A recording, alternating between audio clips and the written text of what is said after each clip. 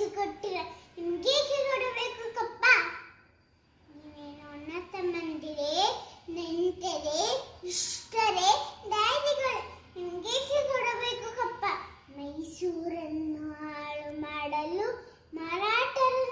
ಮರಾಠರನ್ನು ಹಾಳು ಮಾಡಲು ಮತ್ತೊಬ್ಬರನ್ನು ಎತ್ತು ಕಟ್ಟುತ್ತೆ ಇಡೀ ಹಿಂದೂ ದೇಶವನ್ನು ನುಂಗಲು ನಿಂತಿರುವ ನೆರೆ ಜಾತಿಯರವರೇ ನೀವು, ನಿಮಗೆ ಕೊಡಬೇಕು ಕಪ್ಪ. ಎಚ್ಚರಿಕೆ ಕಿತ್ತೂರ